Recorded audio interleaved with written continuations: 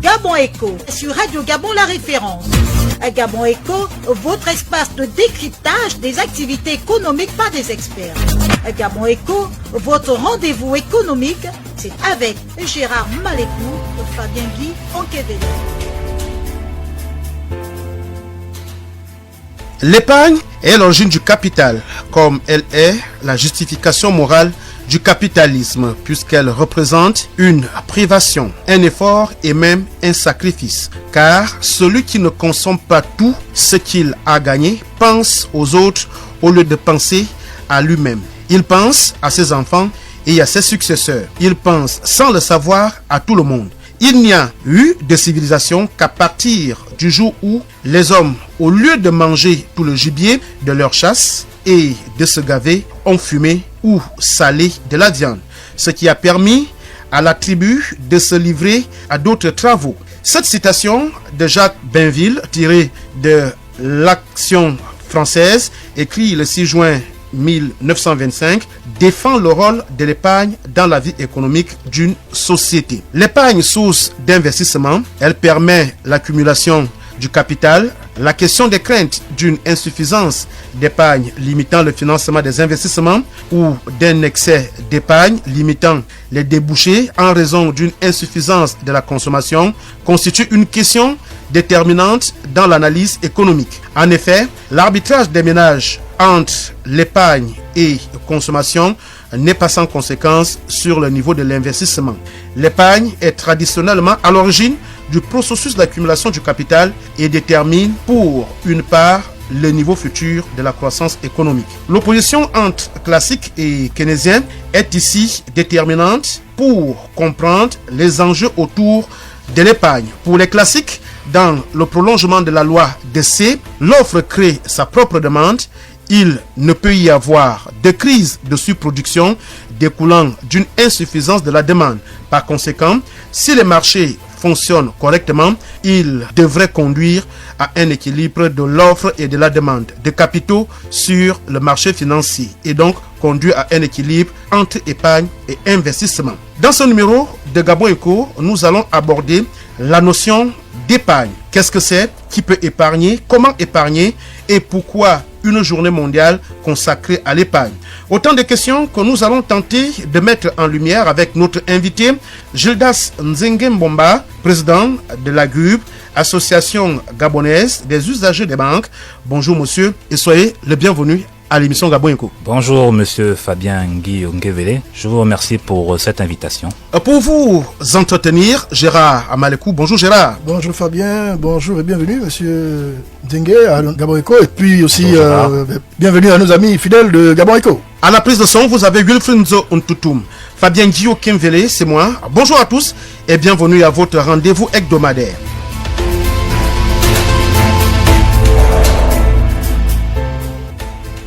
L'épargne est la partie du revenu qui, pendant une période donnée, n'est pas dépensée. Cette somme d'argent n'est pas détruite immédiatement par une dépense de consommation et peut être conservée sous forme liquide ou être réinvestie dans le circuit économique sous forme d'un placement ou d'un investissement.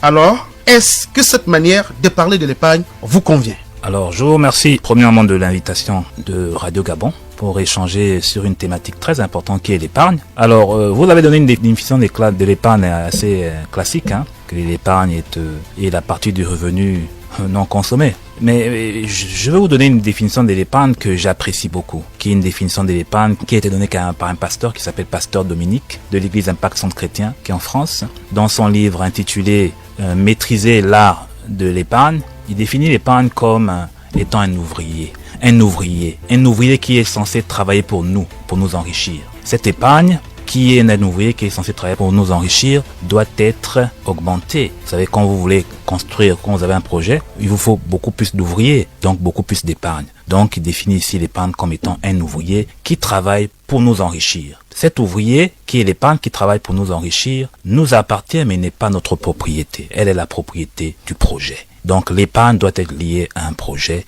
et l'épargne est la propriété du projet. Puisque l'épargne est la propriété du projet, mais alors, qui peut épargner? Alors, tout le monde peut épargner. Ici, on parle d'épargne parce que toutes les couches de la population sont concernées par l'épargne. Il faut déjà donner cette culture d'épargne à nos enfants, donner cette culture d'épargne aux salariés, aux fonctionnaires, aux commerçants, aux professions libérales. Pourquoi ? Aux entreprises et même à l'État. Pourquoi ? Parce que les ressources que nous avons aujourd'hui peuvent être des ressources qui vont diminuer au fil du temps ou bien qui vont disparaître. C'est pour prévenir l'avenir et pour préparer l'avenir que nous devons développer la culture de l'épargne. Donc, tout le monde peut épargner. Oui, M. Ndengue, justement, lors de votre définition, tantôt, parmi les personnes qui répondent justement à ce besoin d'épargner, vous avez cité les commerçants. Dernièrement encore, on va dire 2 mois de cela, il y a eu un incendie au niveau du plus grand marché de Gabon. On va lire le marché Montbouet, qui a connu un très gros incendie, et après lequel on a constaté, ce n'est d'ailleurs pas la première fois, parce qu'à chaque fois, lorsqu'il y a des incendies, que ce soit avant ou après l'intervention des militaires de l'eau, des sapeurs-pompiers,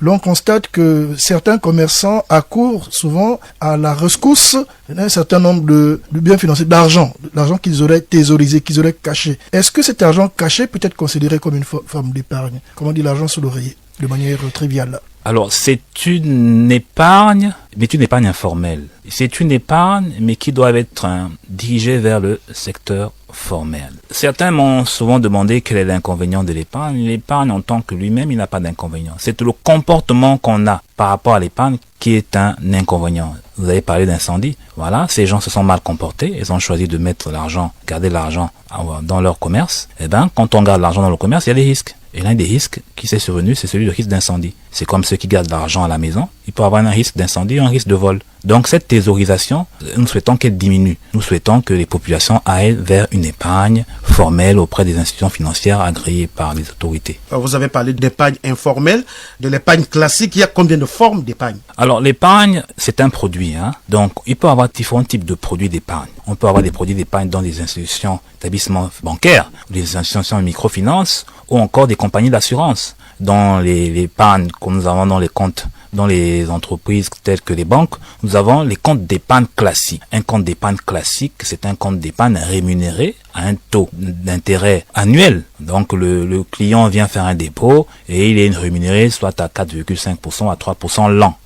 Après, nous avons des comptes épargne qui peuvent être des comptes épargne DAT, donc des dépôts à terme. Parce que en banque, nous avons les comptes à vue et les comptes à terme. Donc, soit vous ouvrez un compte épargne dans un compte à vue, compte épargne classique, ou un compte à terme, dépôt à terme. Donc ça, ce sont les comptes qu'on peut retrouver, pour se dire simplement, dans les banques. Après, nous avons aussi des produits d'épargne retraite, pour préparer sa retraite. Nous avons aussi comme produit d'épargne l'assurance vie, qui peut être une assurance vie en cas de vie, qui peut être une assurance vie en cas de décès, ou qui peut être une assurance vie mixte, en cas de décès ou en cas de vie jumelée. Donc tout ça, ce sont des produits d'épargne auxquels les populations peuvent souscrire dans différents établissements et institutions financières. Est-ce que c'est seulement dans les établissements financiers qu'on peut épargner? Logiquement, on peut épargner, pour que ce soit formel, normalement que dans les institutions financières. Que dans les institutions financières, pour que ces épargnes soient bien protégées, bien sécurisées, si on veut sécuriser son épargne. Mais nous savons que les populations aussi ont des formes de type d'épargne culturelle telles que les tantimes, avec tous les risques que cela on peut retrouver dedans là. Oui, alors justement, vous avez un peu anticipé, parce que j'allais en venir, parce que est-ce que des épargnes comme les tontines ne sont pas considérées comme des épargnes informelles et justement n'amènent pas ces épargnants, je vais me répéter, justement à courir le risque que nous connaissons aujourd'hui dans les tribunaux avec les nombreuses plaintes que nous connaissons? Oui, justement, l'épargne n'a pratiquement pas d'inconvénients. Ce sont les comportements. D'accord. Les comportements et les supports, donc les types de produits d'épargne qui peuvent avoir certains inconvénients. Le comportement, épargne qui peut être un inconvénient. Effectivement, la tontine a ses risques. Les risques que cet argent que vous avez mis en tontine, vous ne le retrouvez plus, vous ne le récupérez plus parce que le tontinier est parti. La tontine également, c'est une épargne qui se fait par contrainte. Vous avez un montant que vous devez mettre régulièrement, contrairement à l'épargne que nous faisons dans les institutions financières, qui est une épargne volontaire. Justement, M. Nzengue, déjà sur Omar Bongo, on a parlé du fonds, de Fabien, ou peut-être vous allez me corriger. Je n'ai pas la définition exacte de ce fameux fonds qui devait servir, alors on va dire à l'avenir de la jeunesse et tout le reste. Déjà, est-ce qu'un État peut épargner? Et comment peut-on définir cette épargne si tant est que c'est possible pour qu'un État puisse épargner? Bien sûr, merci. C'est une très bonne question. L'État peut épargner. L'État peut épargner, mais l'État ne peut pas épargner comme... Le fonds d'investissement pour les générations futures. Voilà. C'était ça le terme. L'État ne peut pas épargner comme un particulier. dans un compte d'épargne classique dans une banque commerciale. Parce que l'État a sa banque. Et la banque de l'État, c'est la banque des États de l'Afrique centrale. L'État peut épargner comment? L'État peut épargner justement à travers ce fonds-là qu'on appelle le fonds des générations futures. Ce fonds des générations futures, effectivement, il avait été créé à l'époque du feu président Omar Bongo Ondimba. Je pense que c'était en 1998. En 98, exactement. Donc ce fonds-là, c'est un fonds dédié aux générations futures pour prévenir de la diminution des ressources pétrolières. Parce que vous savez que c'était pour préparer l'après-pétrole. Exactement. Donc ce fonds-là démontre encore que l'État peut épargner pour les générations futures. Mais cette épargne doit être ouverte à la Banque des États de l'Afrique centrale, qui est la banque de l'État, qui est la banque de tous les trésors des 6 pays membres de la CEMAC. Donc ce fonds de génération future a été réformé et qui est devenu aujourd'hui le fonds souverain de la République gabonaise depuis 2012 et qui est géré par le FEGIS, qui est le fonds gabonais d'investissement stratégique, comme ça là. Oui, donc ce fonds est alimenté par des dividendes qui viennent des participations de l'État dans certaines sociétés. Ce fonds est alimenté aussi par une part d'à peu près, je pense, 10% de prélèvement de recettes pétrolières inscrites dans la loi des finances de chaque année pour le Gabon. Donc la question, c'est de savoir ce qui a été fait de ces fonds-là. Est-ce que ces fonds-là devaient être utilisés maintenant ou on devait encore garder ces fonds-là pour les générations futures, ou cet argent-là, comment il est utilisé actuellement? Parce que c'est la question que nous devons nous poser. Mais cette épargne faite par le président de la République de feu, président Omar Bongo, était salutaire. C'était une très bonne vision du président de faire cette épargne-là. Quand on parle d'épargne, on voit directement le revenu. Et aujourd'hui, un auditeur se demande, lui qui n'a pas de revenu, il est dans certains métiers qui ne rapportent pas grand-chose. Comment vous pouvez l'éduquer à épargner? Sinon, comment épargner? Pour épargner, il faut premièrement avoir une vision de vie. Si vous n'avez pas une vision de vie, vous ne pourrez pas donner une mission à votre épargne. Lorsque vous avez des revenus, ces revenus doivent arriver et trouver déjà une organisation. Quand vos revenus arrivent, ils trouvent une organisation. Tel montant est dédié à telle ou telle dépense. Et vous devez savoir que le revenu ne nous appartient pas. Le revenu, il est dédié à toutes les dépenses et ce qui nous reste en réalité, c'est l'épargne. C'est l'épargne qui nous appartient, qui est plus ou moins appartient. Je dis pas qui est notre propriété parce que, comme je vous ai dit que l'épargne appartient au projet. Mais l'épargne nous appartient parce que c'est notre réel salaire. Parce que quand vous prenez 2 personnes, une qui gagne 1 million de francs CFA, mais qui n'épargne pas, une personne qui gagne 500 000 francs et qui épargne 100 000, le plus riche, c'est celui qui gagne 500 000, alors que l'autre gagne 1 million, mais il n'épargne pas. Donc, pour des personnes qui n'arrivent pas à épargner, elles doivent regarder aussi dans leurs dépenses. Il y a des dépenses certainement pour lesquelles elles peuvent se passer. Elles font un budget, elles regardent, il y a des dépenses pour lesquelles elles peuvent se passer, comme par exemple il y a des dépenses culturelles, il y a peut-être des styles de vie qu'elles ont empruntés mais qui ne sont pas dans leur réel contexte à elles. Donc, elles peuvent essayer de diminuer ces dépenses-là. Parce que voyez-vous, le revenu qu'on appelle le salaire qu'on donne aux personnes qui sont dans le secteur privé et la solde qu'on donne à les agents publics, la plupart du temps, les populations sont dépendantes de ce salaire-là. Et nous souhaitons que la population aille vers la liberté financière. Cette liberté financière commence par la capacité à acquérir la culture de l'épargne, c'est-à-dire mettre de l'argent de côté. Et cet argent va vous permettre de créer des revenus, des activités qui vont donner d'autres revenus, qui vont vous permettre d'être indépendant de votre revenu principal. C'est ce que M. Ricardo dit dans son livre « La chèvre de ma mère », ne pas tuer la chèvre totalement, mais faire en sorte que la chèvre fasse des petits enfants pour pouvoir nourrir la famille. Vous me précédez encore une fois, M. Nzengue. Justement, quand Ricardo le dit, c'est dans une forme, genre de répéter, de tautologique, en disant une forme formelle. Bon, alors, mais quand on écoute réellement le Gabonais, notamment celui du secteur public, ou quand on l'observe dans sa manière de vivre, il est loin d'appliquer, n'est-ce pas, cette formule de Ricardo. Au contraire, qu'est-ce que le Gabonais lambda dit, moi du secteur public, que le salaire est finalement trop juste pour ses besoins. Je m'explique. On est allé, notamment sous l'ancien président Ali Bongo Ondimba, jusqu'à créer la journée continue pour permettre justement aux Gabonais, n'est-ce pas, d'avoir un tant soit peu le temps, n'est-ce pas, de pouvoir accéder à d'autres activités peut-être génératrices de revenus. Pour le laps de temps qu'il a, si on suppose qu'il finit le travail à 16 heures, on suppose qu'il a encore 1h30, 2 heures de temps pour le faire. Les réalités veulent que quand on habite par exemple à Kanda et que l'on travaille au Vendo, c'est un peu difficile, rien qu'en termes de transport. Mais la réalité est celle-là. C'est-à-dire que quand on regarde le salaire du fonctionnaire, on a l'impression qu'il a du mal justement à répondre à cette définition classique de Ricardo, qui voudrait même d'ailleurs que l'on inclue les dépenses de loisirs. Alors que la réalité, combien de Gabonais peuvent se prévaloir? Je disais même en A1, donc la catégorie supérieure du secteur public, peuvent se prévaloir de dire qu'ils peuvent organiser des vacances, même seulement à l'intérieur du pays. Souvent, ce n'est pas facile. Sachant encore que, pour ajouter notre argument, que le fonctionnaire gabonais est payé, même lorsqu'il est en congé. Mais malgré cela, ce dernier a du mal, à joindre les deux bouts et à pouvoir mener des activités, j'allais dire, extra-professionnelles par rapport à ce pourquoi il est payé. Comment vous pouvez l'expliquer, vous, en tant qu'expert? Ce qu'on peut expliquer, ce que je peux vous dire, c'est que la culture de l'épargne et la gestion des finances personnelles devraient s'apprendre à l'école.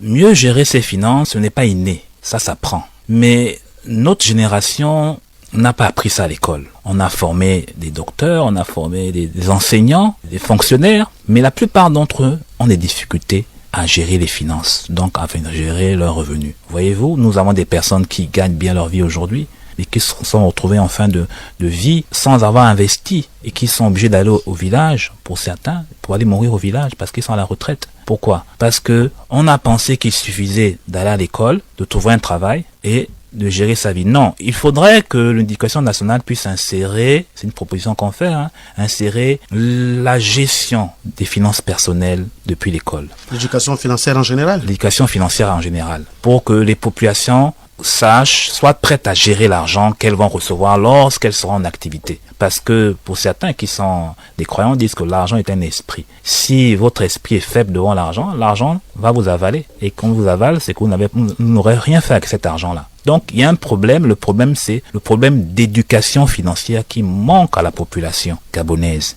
Même en général, mondial. Mais justement, M. Nzengue, est-ce que ce n'est pas culturel? Moi, je voudrais pas être l'avocat du Premier ministre de l'ancien régime, Claude Bilé-Binzé, qui disait lors d'une de ses dernières sorties à Rambo que le Gabonais vivait au-dessus de ses moyens. Lorsqu'on regarde le Gabonais lambda, ce dernier, des fois, est le ministre de la famille, entre guillemets. C'est-à-dire que c'est le premier que l'on va solliciter lorsqu'il y a un décès, lorsqu'il y a maladie, vous comprenez ce que je veux dire? Et du coup, il est même difficile pour ce dernier de faire des prévisions, sachant que nous avons une culture bantou qui est assez compliquée, pour ne pas dire complexe, où il est des fois difficile de refuser au point d'être traité de tous les noms d'oiseaux. Comment vous l'expliquez? Comment concilier justement cette éducation financière dont vous parliez et notre culture bantou qui nous amène, qui commande à ce que nous fassions à chaque fois des imprévisions, quasiment des imprévisions. L'éducation financière va vous apprendre que vous n'êtes pas Mère Teresa. Elle va vous apprendre que vous devez créer une vie, vous devez développer votre vie, avoir une vision, et vous ne pouvez pas prendre toute votre famille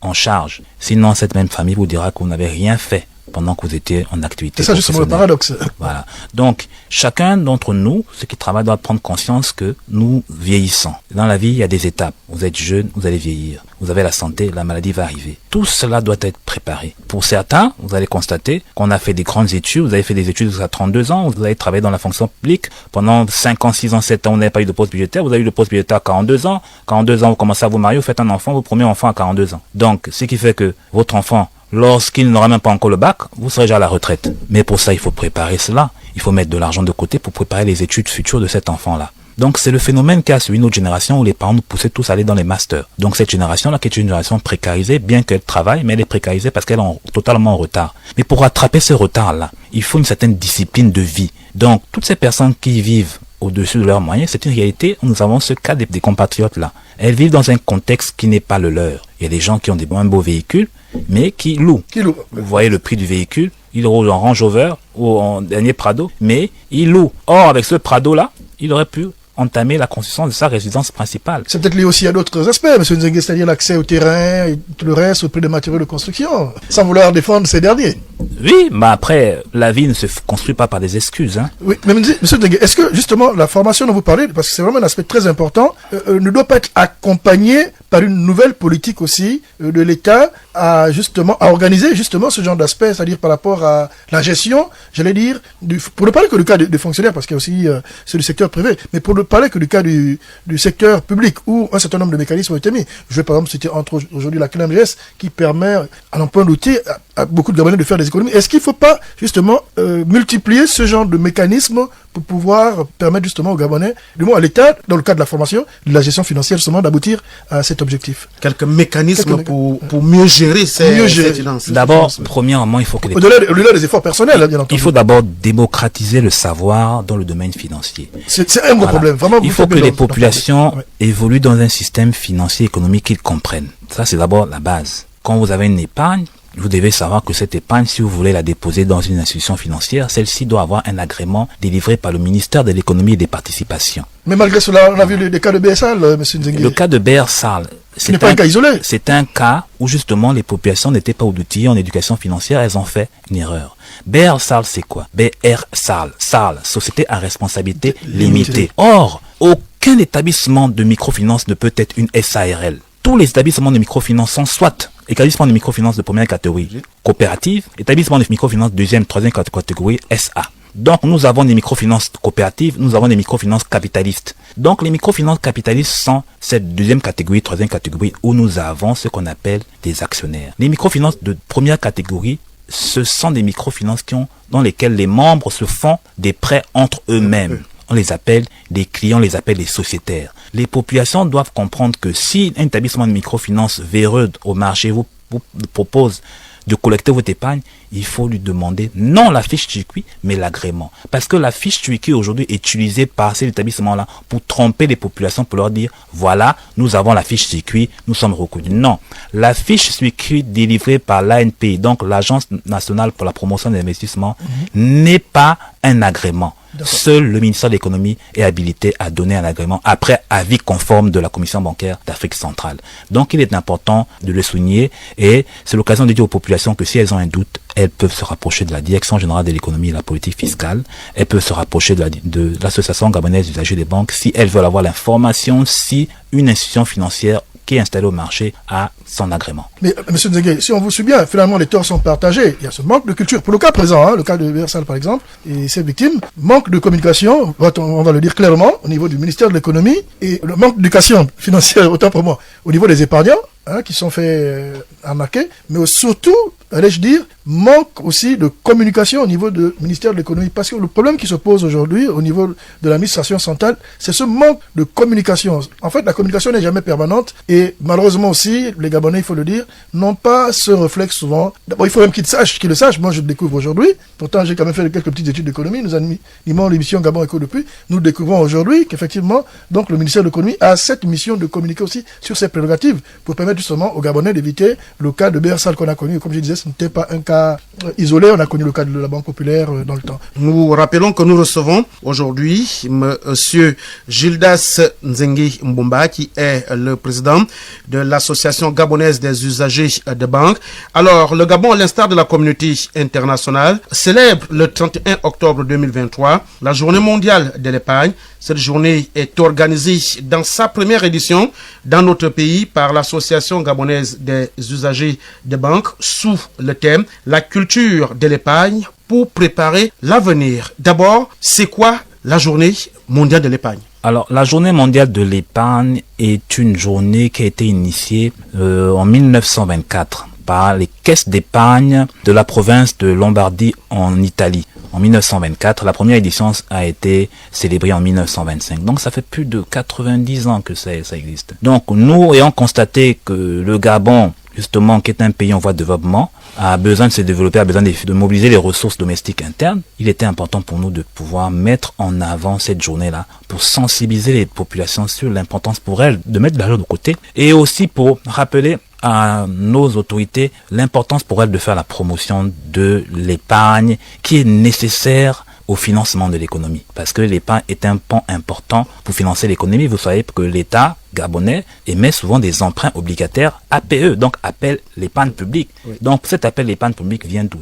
L'épargne publique vient de l'épargne des populations. Donc les populations doivent savoir qu'elles peuvent aussi souscrire à des emprunts obligataires émis par l'État. Ça peut leur apporter des fois plus de 6,5% l'an. Donc nous souhaitons démocratiser tous ces savoirs-là, que les populations, quand elles voient emprunt obligataire, elles ne soient pas mystifiées. Elles comprennent que l'emprunt obligataire, après l'épargne publique, les concerne. Cette épargne publique, justement, une épargne formelle. C'est pourquoi la journée mondiale de l'épargne, c'est la journée pour l'épargne formelle, une épargne déposée dans les institutions financières, que les institutions financières peuvent utiliser pour faire des placements pour le financement de l'économie. Qu'est-ce qui est prévu au courant de cette journée qui sera célébrée le 31 octobre prochain? Ce qui est prévu pour le 31 octobre, c'est un atelier sur les stratégies de l'épargne qui sera animé par un spécialiste. Donc nous aurons un atelier qui va se dérouler à l'espace PME d'Amérindié à partir de 9h30 à 11h. Et ensuite nous allons continuer la journée à partir de 15h au musée national de Libreville. Qui peut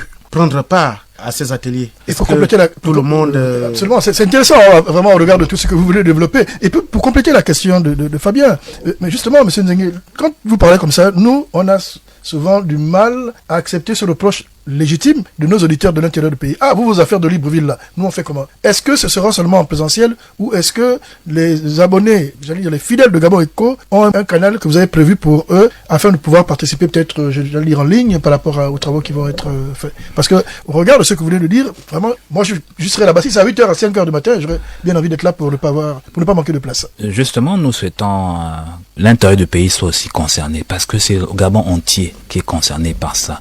Nous souhaitons avoir des Gabonais outillés en éducation financière dans tout le pays. Et pour cela, il faudrait que justement on ait l'accompagnement aussi de tout le monde. Parce que nous sommes une association à but non lucratif, on n'a pas forcément les revenus pour avoir tous les appareils nécessaires pour diffuser dans tout le Gabon. Mais si nous avons les partenaires qui peuvent venir nous soutenir pour 6 ans de matériel et qui peuvent nous soutenir pour diffuser l'information pour que... Pourquoi pas le ministère de l'économie, d'ailleurs, qui nous suit en bénéficier, voilà, ce serait une bonne chose. Voilà. Nous faisons notre part parce que nous avons ce battement de cœur de pouvoir démocratiser le savoir financier au niveau de l'économie et financière pour que les populations puissent avoir confiance au secteur financier. Voilà. C'est vrai que nous sommes là pour défendre les consommateurs, mais cette défense des consommateurs passe aussi prioritairement par l'éducation financière. Donc c'est cela notre rôle. Monsieur Gildas Nzengue, la question d'un auditeur qui nous dit qu'il a constaté que lorsque le revenu d'un individu augmente, c'est l'épargne qui prend la place et non la consommation. Comment expliquez-vous cela?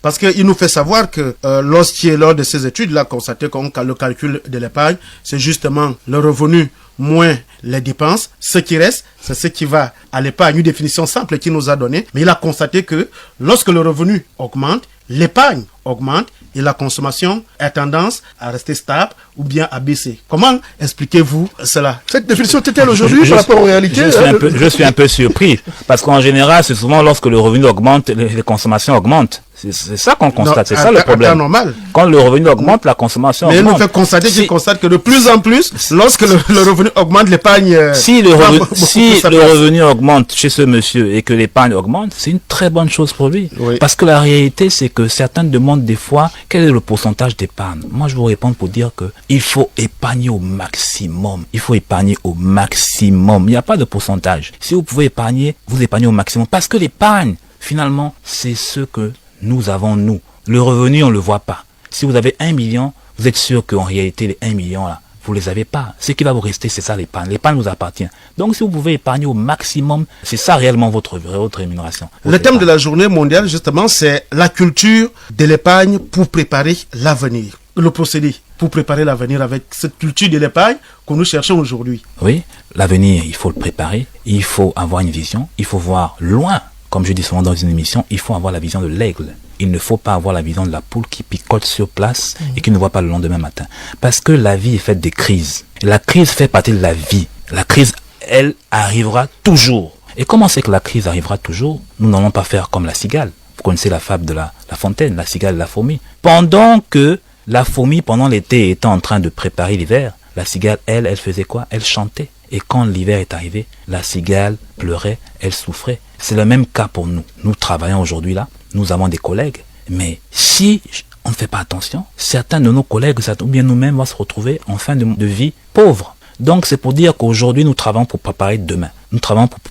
Et préparer demain, croyez-moi, il ne faut pas mettre votre confiance sur la pension. La pension, si vous avez la grâce de l'avoir, la pension va vous servir simplement à manger et à payer vos médicaments. Mais la pension ne doit pas vous servir à payer l'école des enfants. La pension ne doit pas vous servir à commencer à construire. Donc, cette pension aussi, des fois, vous voyez, comme elle peut avoir des retards. Parfois, elle peut, pour certains, ne pas exister. Donc, préparer l'avenir, c'est faire face aux crises qui peuvent arriver dans l'avenir. Et ça se prépare maintenant. Et comme je le disais au départ, il y a des personnes qui ont fait des enfants tard. Il faut préparer les études de ces enfants-là en mettant de l'argent de côté pour que quand ils aient l'âge d'aller à l'université, ils aient déjà une cagnotte pour financer leurs études supérieures.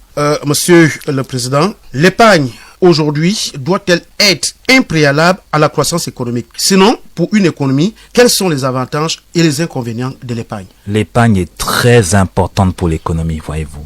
Les clients des banques se plaignent. Ils disent que les crédits sont des crédits à court terme. Pourquoi les crédits sont à court terme? Parce que l'épargne des déposants est à court terme. Lorsque l'épargne va augmenter dans les banques, les fonds propres des banques vont augmenter. Si on a des épargnes à long terme, on pourra avoir des crédits à long terme. Donc, nous travaillons à ce que les populations prennent conscience de l'importance de l'épargne formelle, aillent faire des dépôts dans les institutions financières reconnues par l'État. Et ces dépôts-là qui vont augmenter les fonds propres vont permettre aux banques de financer l'économie. J'ai écouté, dès que le président de la transition a pris le pouvoir, il a dit qu'il souhaiterait s'appuyer sur le secteur bancaire national pour financer l'économie. Mais ce secteur bancaire national-là, ces fonds-là, elle le trouve où? Elle le trouve à travers l'épargne. Donc nous devons travailler à ce que les populations puissent avoir confiance au secteur financier et venir faire l'épargne pour financer l'économie. Est-ce qu'aujourd'hui on peut avoir le taux des épargnants au Gabon?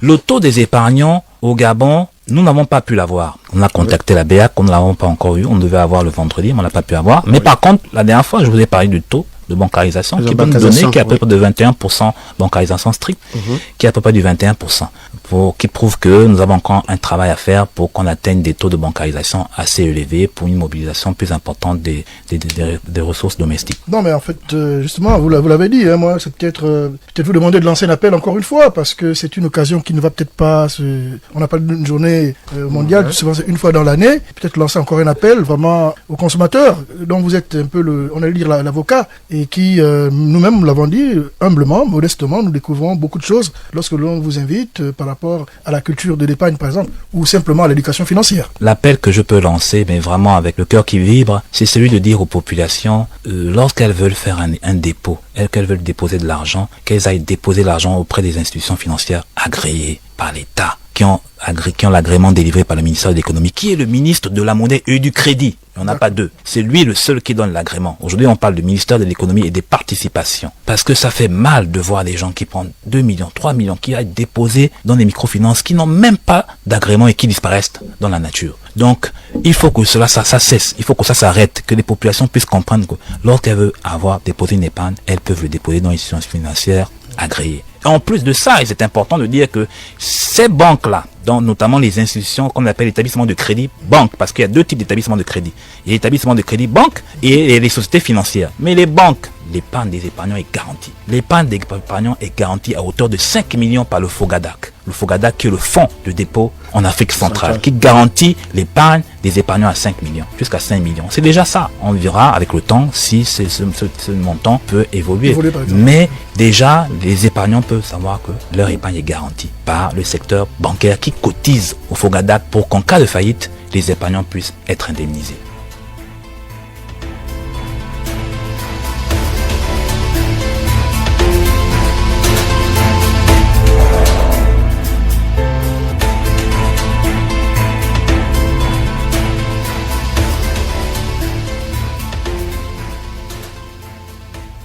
La culture de l'épargne pour préparer l'avenir. Ce sujet était aujourd'hui au centre de l'émission Gabon Eco qui recevait Gildas Nzengue Mbomba, président de la GUB, Association gabonaise des usagers des banques. Merci de votre disponibilité. Merci beaucoup à Radio Gabon pour cette invitation. À la prise de son, Wilfried Nzo Toutoum, Gérard Malekou était à mes côtés, Fabien Guillaume Kenvele. C'est moi. Merci de nous avoir reçus chez vous. À bientôt sur les ondes de Radio Gabon, la référence.